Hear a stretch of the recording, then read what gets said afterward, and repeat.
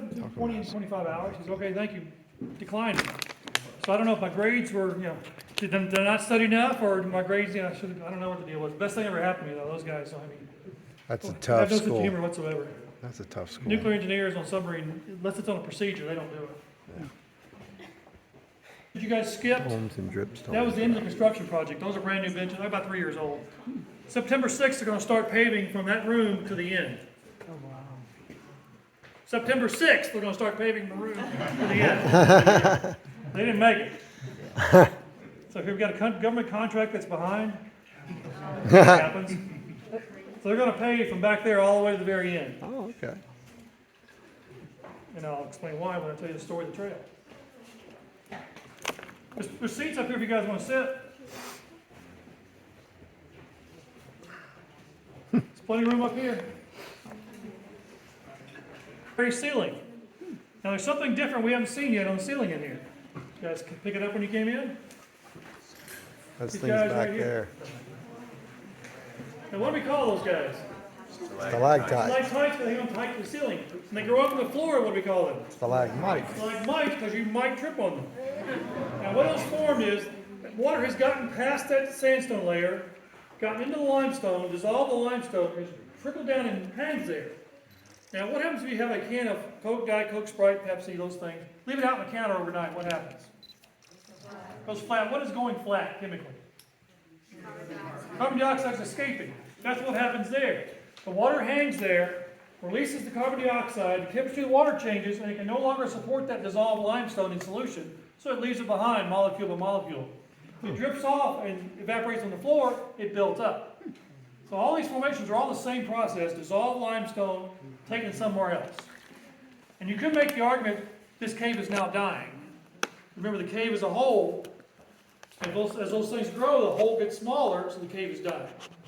But those, you see any water dripping off of those? Those are not active anymore. So something has cut off the water supply to those stalactites. Where we're going is still growing. Now, this room's called Fairy Ceiling because rumor has it, or legend has it, that one day George was giving a tour, and a little girl looked up on the ceiling and said, "Look, Mommy, there's 2 fairy castles up on the fairy ceiling there." See all little fairies lined up to go into the fairy castle? Well, then that cave guy humor took over. Said, well, this must be the fairy suburbs out here. Thinking about the fairy I-65 right there. Speaking of I-65, do you guys drive on I-65? This is actually the bottom of it. What? Really? We're 190 feet down, 160 feet down. No way. Way. That's not the bottom. I'll fish you guys in. Wow. That's just another layer of limestone. Limestone gets laid down in layers and it flakes off in layers. We're way away from I-65. But we're going to see this layer for most of the rest of our tour. But why did this roof fall in totally? What's keeping the ceiling up? The fairies. Look behind, and the answer's right here. What's that shape there? Arch. Arches keep the ceiling up in caves. If you look at the walls here, each layer sticks out a little beyond the one below it. It does. So eventually that can hold itself up. We have arches and domes in caves that keep the ceiling up. It's actually a cantilevered arch if you're an architect or engineer. Each layer sticks out a little beyond, eventually that can bridge the gap between them. But all caves are formed by underground rivers. This is not an underground river here. Where is the underground river? Below us, because the ceiling fell into that river. We go over this hill, we're going to recognize a tube again. One of those oval tubes. You remember the word we talked about way back when? What was that word I used? We're not leaving somebody who knows that word. Phreatic. You gotta go back and teach it again. Phreatic tube. So we're going to see another phreatic tube, that oval-shaped chamber right over the hill here. Now you guys have been asking about the trail at the beginning. Notice the trail went from dirt to start with to that paved construction project. Now we're back on dirt. September 6th, we're going to start paving this dirt trail. The story behind this dirt trail is, now, in the early days, the trail was really narrow through there. The cave was privately owned. When the federal government got their hands on it in the Depression, who was the president at that time? FDR. What was his platform when he got elected? New Deal for America. So he came up with several programs. One of them he came up with was called the Civilian Conservation Corps. It was a program that took young men who were unemployed, 18 to 25, took them away from home, so far enough away from home they couldn't run back home to mama. Most boys had not left home at that time period. And they were put to work for the Army. They weren't in the Army, but the Army controlled them, Army fed them, housed them, took care of their medical needs, and paid them. And their job here at Mammoth Cave was to get their sledgehammers, picks, and shovels, take all these big rocks, bust them up into little bitty rocks, like gravel, take the gravel, spread the gravel out in the cave, go get cave dirt, which is river sediment, spread it out and pack it down. So you're walking on a 1930s Wow. CCC project here. That's cool. And it served us well, but if you've noticed, you'll see bumps in it, you'll see little white Road. things showing through, that's where the dirt was worn off. And it's gotten really slick in places. That's cool. So it's sad to see it go, but it's time for it to go. It's becoming unsafe in places, especially back where we were at. Can you imagine going down the Grand Canyon on a slippery dirt trail? No. That's what it was 3 years ago. Need a pack meal. So this will all be paved starting September 6th for about a year. So you guys are one of the last people to go through this tour on this trail. Cool. So there won't be much of that dirt trail left once we get rid of this. The Valencia Laren Trail will have dirt trail left from it. And at the very end of the self-guided tour, there's some dirt. Other than that, it's all been paved over with most the high travel tourist areas. Remember I said the CCC was paid though. Remember back in that day though, segregation times prevailed. You couldn't have white work crews working with black work crews. The white work crews were paid $30 a month. What do you think the black work crews were paid? They were paid. And the answer is going to blow you away. They got paid $30 a month. Oh. So the first time the government actually treated everybody equally, they couldn't work together, but they got paid the same. But of that $30 they got paid, 25 was taken out of their pay and sent home to mom and dad to support the younger siblings of mom and dad. So the workers got to keep $5 a month out of their $40 pay. Wow. But remember, everything's taken care of. They're working hard, they're getting paid, they're being fed, they get weekends off, they got $5 in their pocket.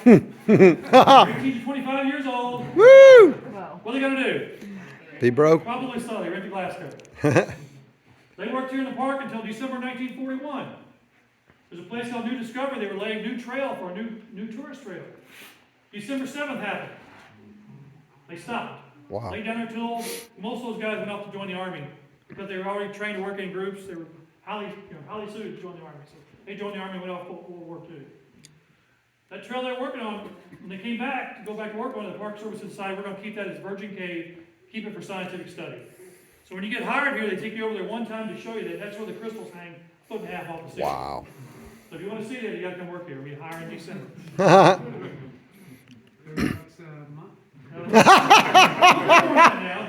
much, but that's the story behind the trail. I know I waited a long way to walk with that little short story, but it is an historical artifact. So they had to do archaeological digs through here to make sure it was good to go, and they didn't find anything, so it will be paved over starting September 6th. Cool. Any questions about the floor, or any other questions I've left outstanding that I've not told you about? I told you a little later. Off here, we're going to come to a place where normally there's a waterfall coming out of the ceiling. Now it's just a little drip coming out of the ceiling. It's called Shallow Gas Spring. Underneath that spring, you're going to see two sets of stairs going down. One side is optional, the other side is mandatory. I'm going to take you down into a place called the Drapery Room. It's filled with stalactites and stalagmites.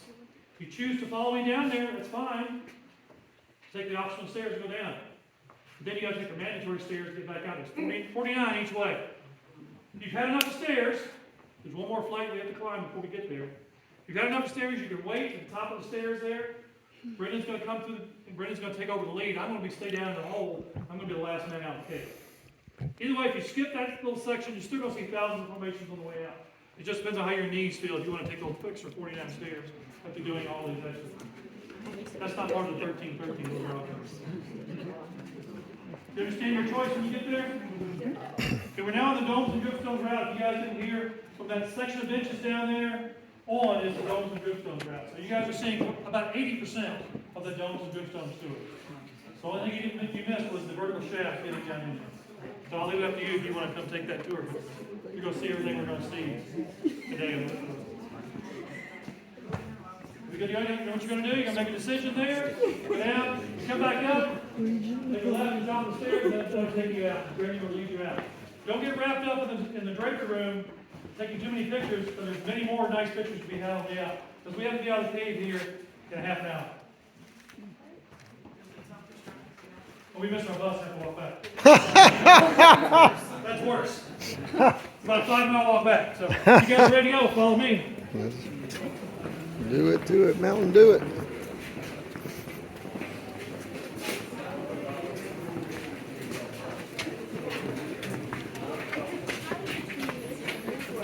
What, baby?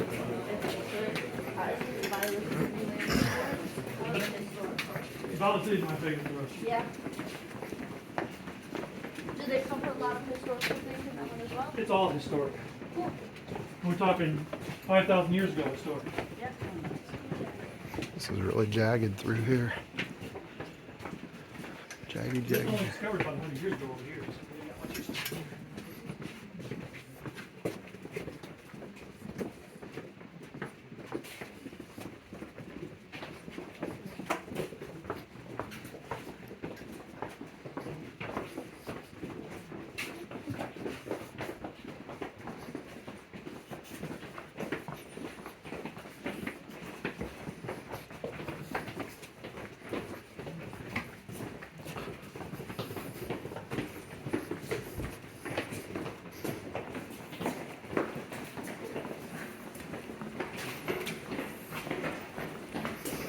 Feels a little cooler here all of a sudden, don't it? That's weird. It shouldn't be, but it felt it.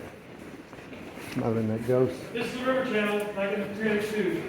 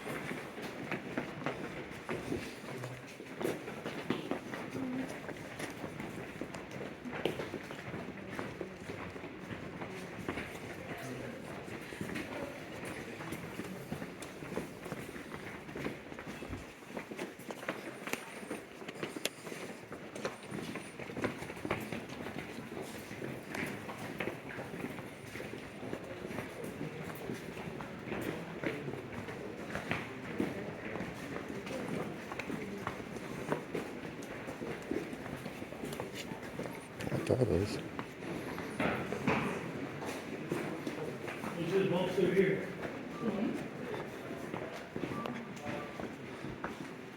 You see that rock, I think it's a fishing lure, a little fish.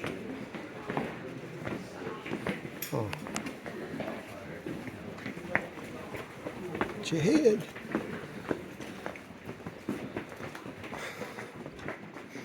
Man, that's amazing.